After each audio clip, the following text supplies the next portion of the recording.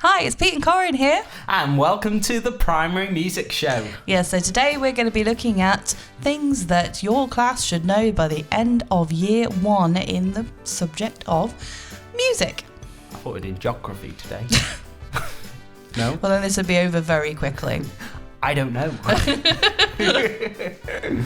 But when you get to the end of this episode, don't feel like you don't have anywhere to ask questions or join a little community, because we have our free Facebook community for you to join today. And you can get to it really easily by just opening up any browser and going to theprimarymusic.group.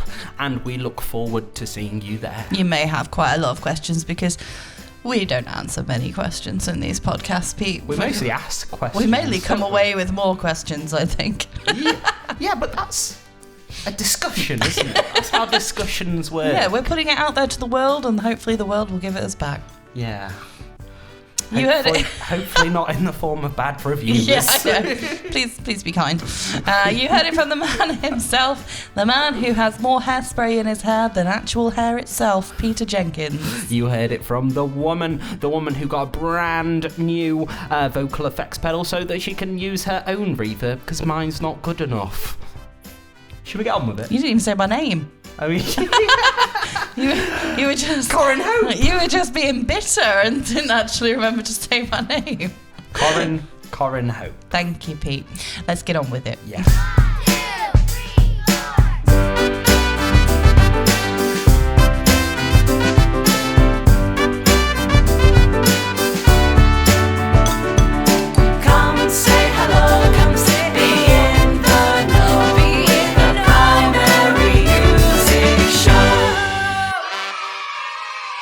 Should we talk about what happened in the last episode of the podcast that we recorded? Yeah, I think that might be a good idea, mightn't it? So I trusted you with the one job of filming it. Yeah, and we film it on an iPhone. Just a normal iPhone, one of these. Normal iPhone. So when you go to the video setting, it's very close to the slow-mo setting, isn't it, Corinne?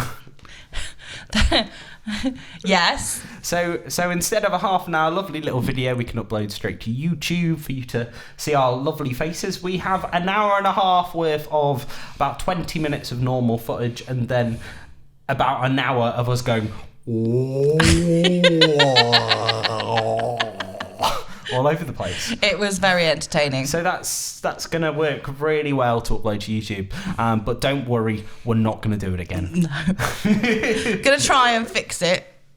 I don't think it's fixable. It might be fixable. It might be, to be fair. But yeah, it was definitely. The irony was that we were talking about technology in the classroom. Yes, we were, weren't we? And we can't even record a simple little video on an iPhone. Yeah, we should not have this job. Yeah, that's what we can come away with, isn't it?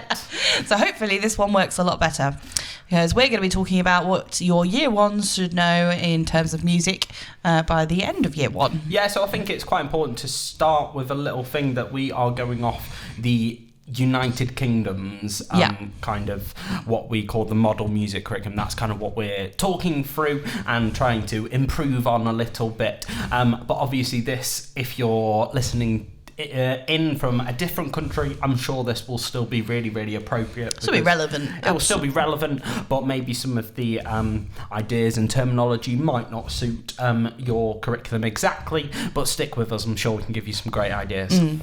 So, I mean, there's actually, but looking at it, we went through it and I immediately said afterwards, once we'd gone through all of the points in the model music curriculum for year one, I was like, this is actually quite a lot.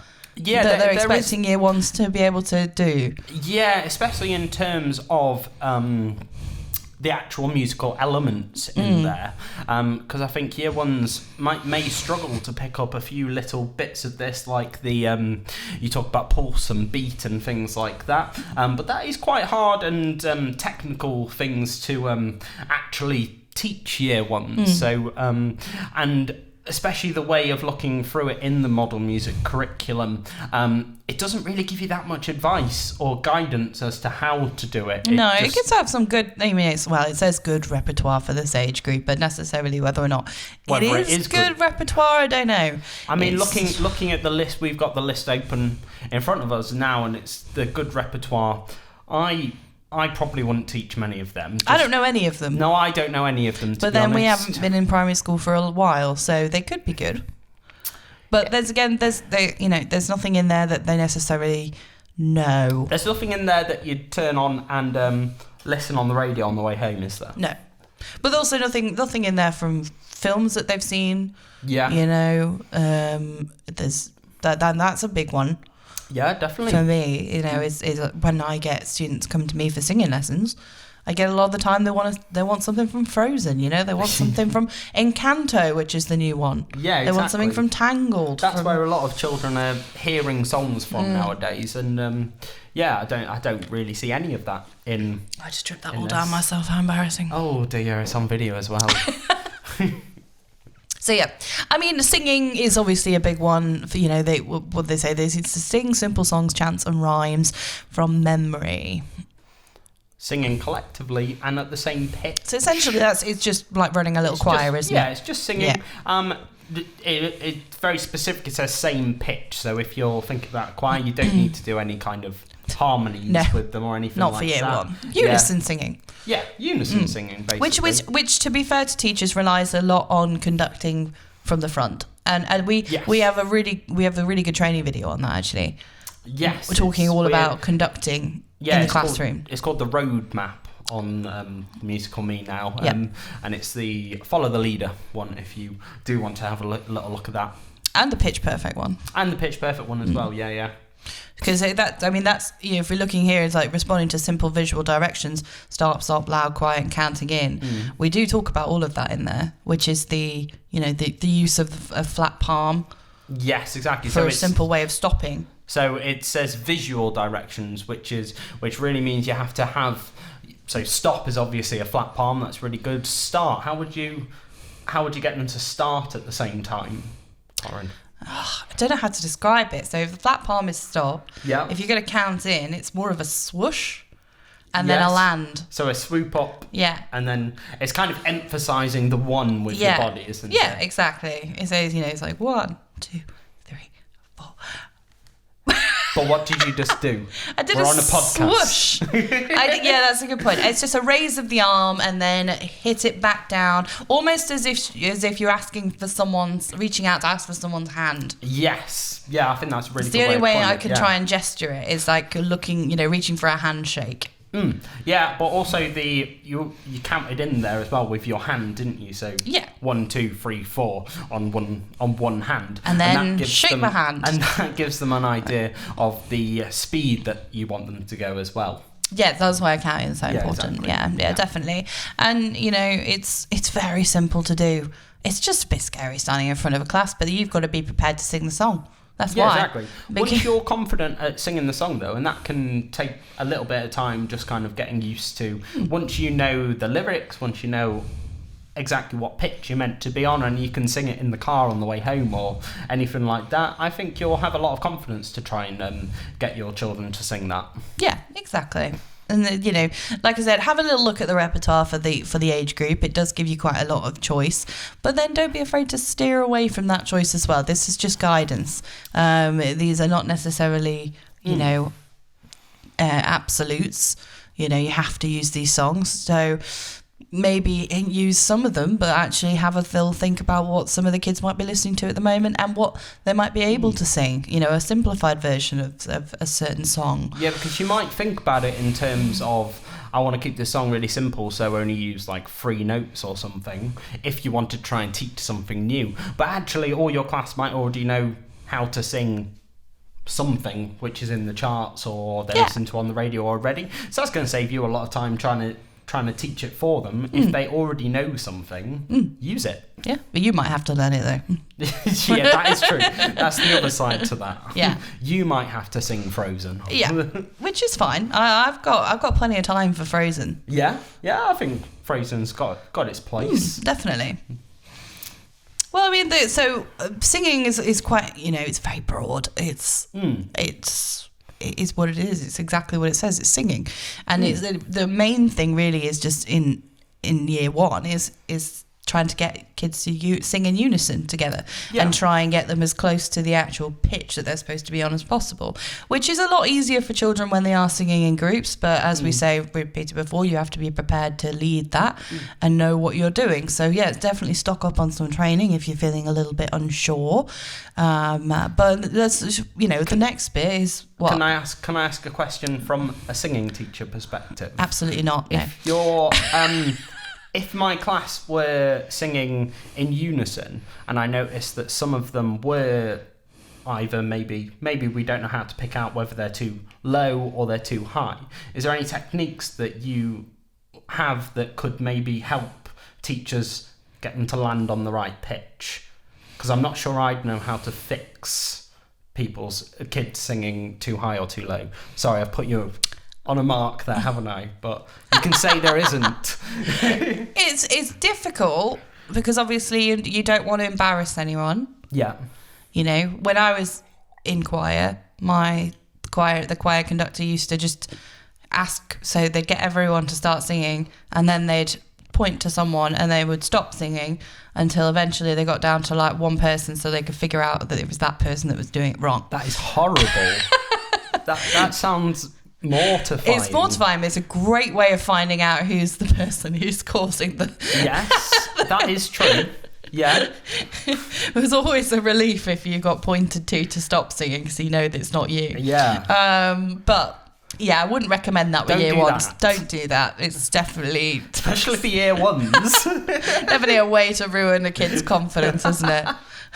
I think using your hands, gestures is really the best way of doing it. Reinforcing it with a piano if possible, so playing the melody on a piano, getting out so that you stop on a certain note, perhaps. So that, for example, the starting note, making sure that everyone is singing the same note to start with. So not actually necessarily to say if it's like, I don't know, do, re, mi. You just get everybody to stop on do, so that everyone's on the same note. Yeah. And you don't move on until everybody's there. And then go through it. So you do the re, and then the mi, and then go through. Yeah, okay. So, you're just moving a bit slower instead. Yeah. I mean, that's what I do with my students anyway, on their one-to-one lessons. Yeah. So we try and figure out... songs slowly. Yeah.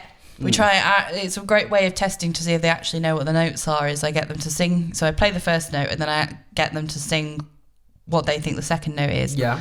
And then the next one and then the next one. And so they actually have to really think about, do I actually know what these notes are, or am I just relying on the backing tracks? Yeah, true.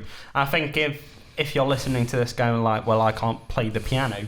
In our last episode, we were talking about GarageBand, and I'm sure somewhere in your school there will be an iPad that you can borrow, and that has a great piano on it, so you could play the notes on the piano instead of actual piano. You could use GarageBand, and that might be just a really easy way of doing that. Yeah, and there are also I'm sure there's pre-recorded versions of melodies being played online that you can find. I'm sure we could YouTube it. Yeah, quite exactly. easily. YouTube's a wonderful thing. Yeah.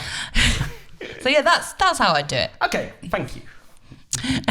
So what's the next bit then? Listening. You really put me on the spot there. I was like sweating. My professional reputation on the line here. As a singing teacher. Right, so listening. So the teaching of music is enriched by developing pupils' shared knowledge and understanding of the stories, origins, traditions, history and social context of the music they are listening to, singing and playing. That's a lot. So we've got to go into the stories behind the songs, the origins of the songs, the traditions of the songs, the history and social context of the music they are listening to. Yeah, that's quite a lot for year one, isn't it? That's a lot for me. Yeah, true. Okay. I don't think you have to go into that much detail around all of this, though, because obviously the listening that they've got below the ideas for what you could play are kind of Mozart or Holst or things like that. So if I was doing something about Mozart, for instance, it would all just be teaching that particular era, so in the classical period. And once you've kind of gone into what the classical period is and things like that, which I'm sure you're teaching already, that kind of covers most of them points. Yeah, I think that it's there's so many directions you could go with this, but I think the point is for children of this age is to make the differences between the pieces that you do decide to use very different, so that you can emphasize the differences and emphasize the context of the actual pieces. So like you're saying, the classical pieces, and then it gives an example. Here's probably a good example. So Brazilian music's the samba. Yeah. Figure out what the differences are and get them to tell you, because that's going to be an obvious difference in the instrumentation in there. Yeah. And try and pick out what instruments you do hear and what instruments you don't hear in each one, and that will kind of really help with. It's like that presentation that I did recently, that travel around the world and explore different instruments and music from around the world.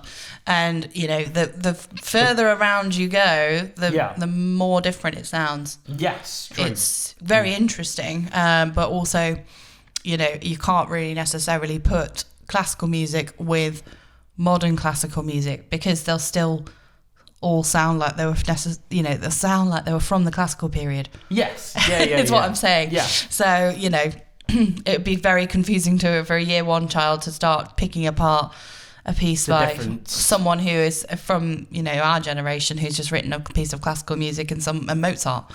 That's pretty hard. Apart from maybe the recording techniques and stuff like that, but that's not going to be much. No, absolutely not. But one I just don't understand why they've chosen these Western. So the Western classical traditional and film, they've given 2 examples for. Mozart, always a good choice for classical music. Any of that, Beethoven. He's fairly popular, isn't he? He's all right. Mars from the Planets. Yeah. I haven't even heard of the film The Planets. Have you? I've heard of that piece, but that's only because I played it on classical guitar before. So I don't think many children would have particularly heard of that, really. We were quite lucky to have that kind of bringing up using classical guitars and things like that. But you're not going to hear that on the radio. If you had to pick a film that had kind of traditional film music in that was age appropriate for year one, what would you pick? Does it have to be traditional? Western classical, tradition, and film. Because my first thought was something like Harry Potter. That's a good one. Film music like that. Is it appropriate for year one? I'm trying to think. Some of them maybe not. They would know that one though. Yeah, that's a good one. I was thinking E.T. Yeah. What does that go like? I can't remember. What about Jaws? No, year one. Year one children. Yeah, true. Yeah, the actual film. Yeah, I get you. Yeah. Do you know what I mean? Yeah. E.T. though. Yeah, that would work. That's I'm pretty sure Harry Potter. Appropriate, is it? It's got some adult themes, doesn't it? I feel like it might be a 12. It might be a 12, to be fair. But then I feel like the Philosopher's Stone might... No, I feel like it might be a 12, because it's quite scary for children. Weren't they about 12 when they were in it? Yeah. So... Yeah, that's true. Yeah. I don't know, I just feel like maybe people will be a bit funny about it, because it's got quite scary themes, doesn't it? That is true, but maybe... the actual piece is famous enough on its own that... Yeah, they won't go away and watch Harry Potter. But it's, again, try and pick ones that they might have heard of, so it's not as completely alien to them. Yes. The popular music, now I don't even know where to begin with this. This is... Yeah. Kate Bush. For art pop. Okay, but a lot better ideas, really. Yeah. I get that we need to... So, Kate Bush, Wild Man is the art pop. I don't even think is that even her most It's not her most famous song. No. What is her most famous song? What's it called? Remember. Well, there's Cloud Bursting. Yes, that's the famous one, isn't it? Hounds of Love.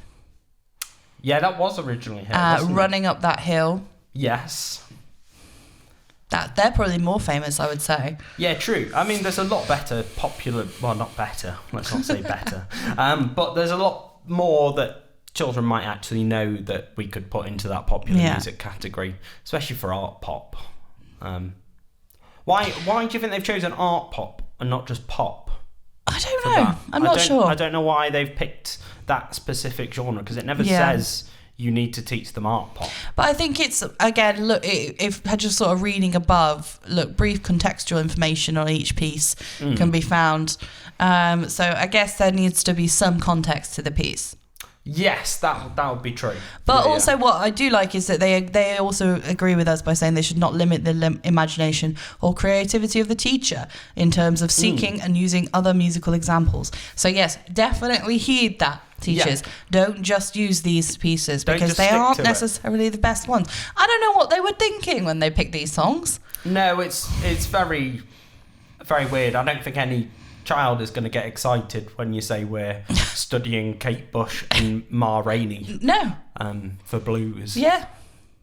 Yeah, that's some it's not way go down funkier well. pieces. Yeah, definitely. Right. So let's have a little look at this composing. So this is the second to last part of it, isn't it? Because after that, it's musicianship skills. Yeah, which we can look at later. Yeah, composing. So year 1, improvise simple vocal chants using question and answer phrases. Create musical sound effects and short sequences of sounds in response to stimuli. So, okay, that's cool. See, I think that we've talked about the musical sound effects and short sequences of sounds before. Yeah, we have. When you're looking at I think it was journeys, when we were talking to Harry and making stories out of instruments or even percussion instruments. You know, like we were talking about the wind, like and the rain. The rain shaker, things like that. That you may have in a primary classroom. Yeah. So that's pretty self-explanatory, to be honest, isn't it? Yeah. You know, it's combined to make a story, choosing playing classical instruments, rainmaker or sound makers. Understanding the difference between creating a rhythm pattern and a pitch pattern. Interesting. So I think it is important to make the differences there, isn't it? So obviously pitch is talking melodic, about high or low sounds, and it's all melodic.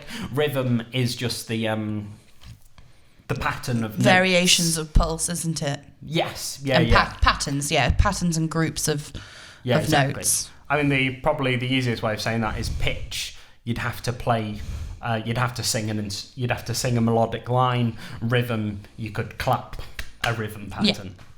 Might be a good way of trying to find that difference. See, this is great. This is linking back to what we did before, which is to use that music technology, if available, to capture and change and combine sounds. So again, if you're wanting to change anything, you know, you could record a vocal part on an iPad, and then you can alter that and then change it. Even if that's just adding reverb or auto-tune or something like that, and that's really easy to do on GarageBand or trying to find a sound on the keyboard, you know, even if you just have keyboards in front of you, trying to find a sound on the keyboard to represent a thunderstorm. Yeah. You know, or rain. Or definitely. Sunshine, you know, anything like that.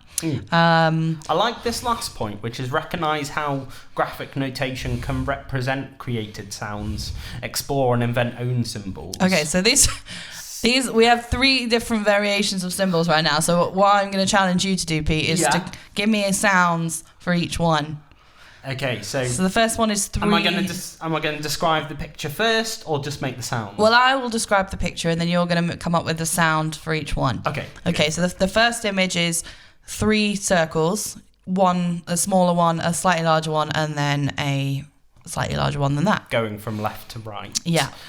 So maybe I would do a boom, boom, boom.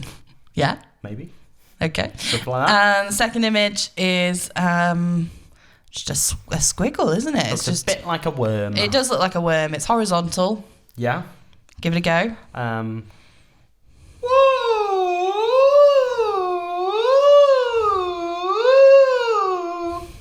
You are 26 years old. Was that good? It was excellent. I think I nailed that. This next one, I don't know what you're going to do for this. Yeah, this is quite hard, actually. I don't even know how to describe it. It's almost like spirals, but they're not quite spirals. They're like the shape of a fan. Yeah, so a fan going round. Yeah, a circular fan. Yeah, imagine if you had like a flower and you twizzled it really hard. Round and round in circles. Come on, give me a sound. That's actually really hard. I don't know what they're trying to say here. Maybe a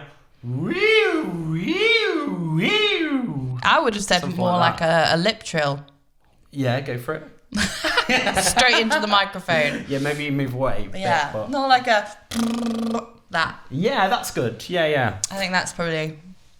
Yeah, true. But I think you can also take that into body percussion very easily. Yeah, you by could. making a kind of a random note for a random picture for, I don't know, a click, a picture for kind of a clap, things like that. And you could even make like a pattern of them as well. Yeah. So yeah, definitely graphics, a great way of composing. Yeah, definitely, because it means that children can write music without actually writing music, which is, and then you can kind of teach them how to actually write that down on a score later on. And then the 3 skills, so we've got musicianship, which is basically these 3 skills, which is the pulse, the rhythm, and the pitch. Yeah. Again, very kind of open topics for each one. There are some suggestions as to how to actually teach these, you know, in terms of expectations of what they should be able to do. So pulse, being able to actually walk to a pulse, clap a steady beat with others, changing the speed of the beat as the tempo of the music changes.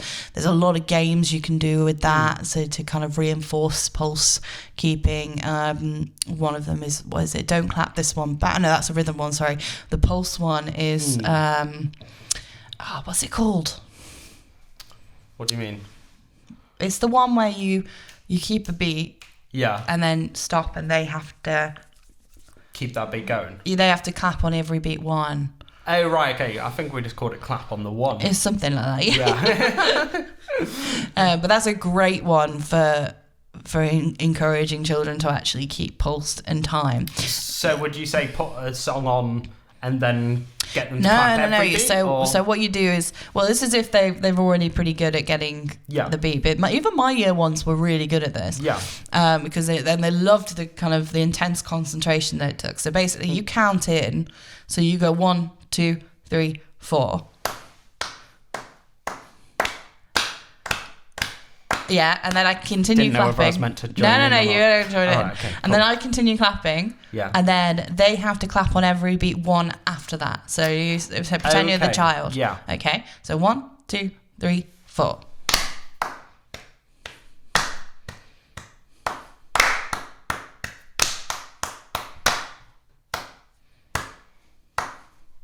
See what I mean? Yeah, okay, so that makes sense. I can change the speed because I control the pulse, but the beat ones still have to remain in time with the pulse. So that's where they have to concentrate. And obviously, if they do it in the wrong one, they're out. And, you know, eventually you find out who's the best at timekeeping in the group. Yeah, that makes sense. So in this, are we saying that pulse and beat are the same thing? Yes. They are, aren't they? Yeah. That seems quite confusing to use both terms in this. I would always go beat probably, but I think I always say pulse because I think I know it as, you know, like an ongoing pulse in your heartbeat, but it doesn't, you know. But again, however you want to refer to it, pulse, beat, as long as children know that they are pretty much the same thing. Whereas rhythm is the ongoing patterns on top of the pulse and the beat. Yeah. Shall I keep a beat / pulse going and you clap some rhythms for me, Corinne? I can certainly try. Yeah, let's give it a go. Okay, I'm going to do a 1, 2, 3, 4.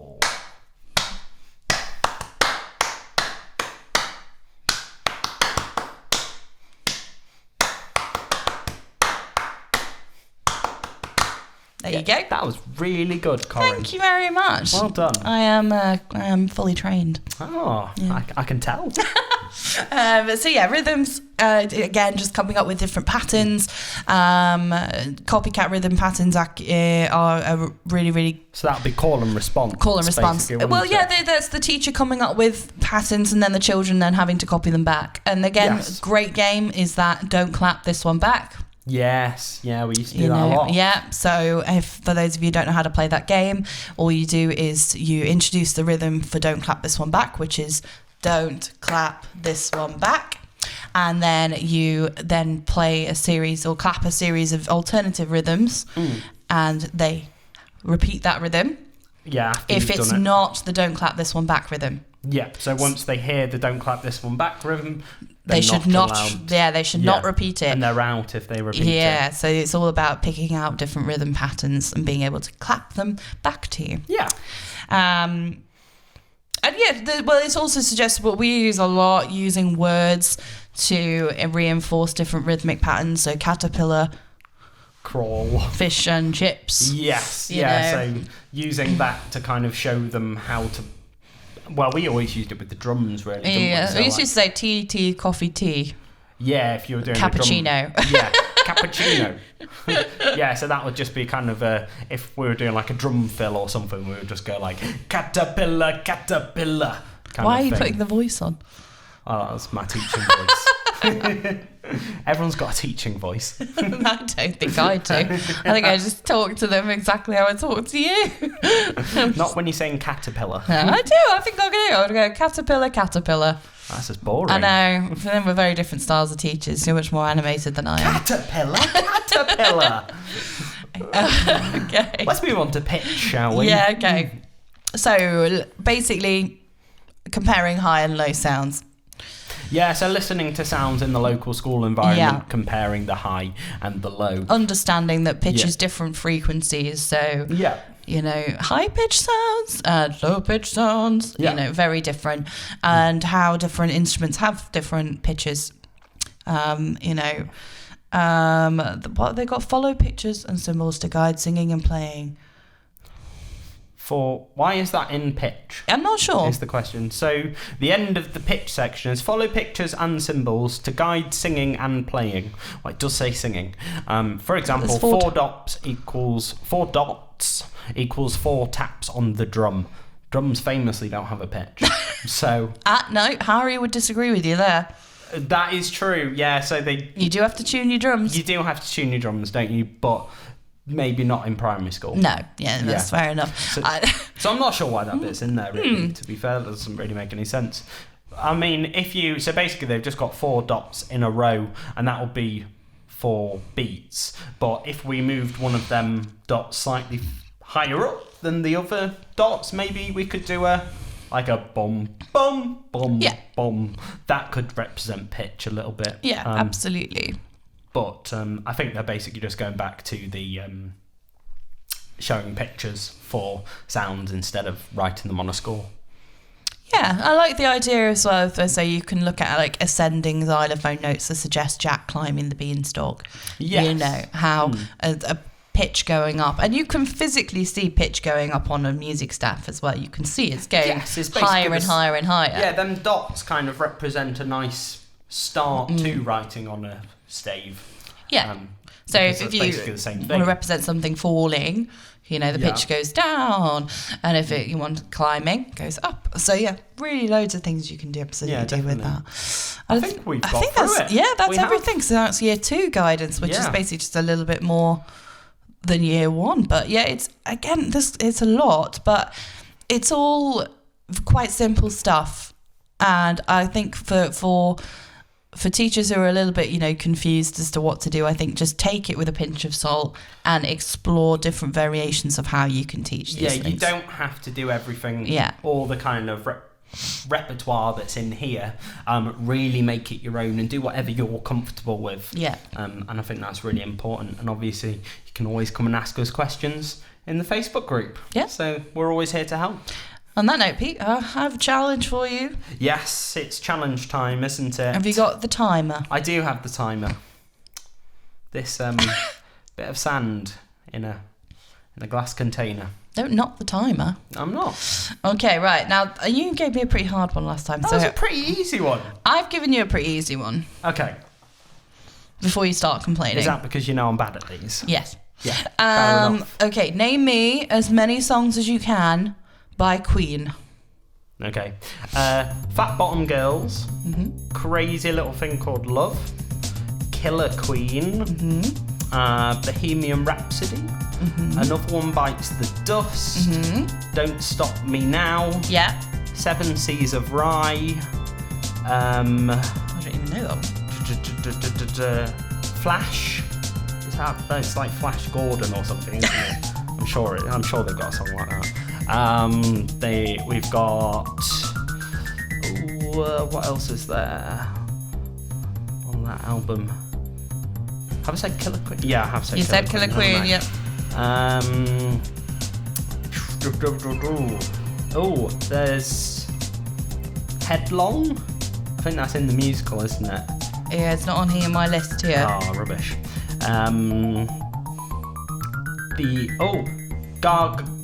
Gaga something.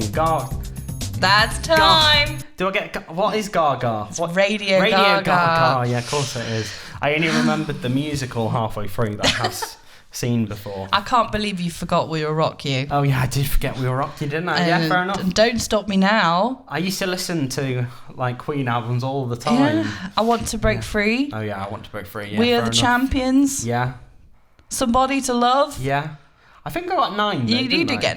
I think you got 8. Did I get 8? Yeah. Cool. I'll take 8. I'll take 8. That's fine. That's not bad though. Well That's done. pretty good. Yeah. Yeah. Let us know how many you got at home if you Yeah. are listening to this podcast. If you do try it, Pete did forget some seriously famous ones. Yeah, I did. To be fair, didn't I? Yeah. But not bad. Good effort. Yeah. Well, should we leave it there? Yeah. Let's. Perfect. We'll see you next time. Bye. Bye.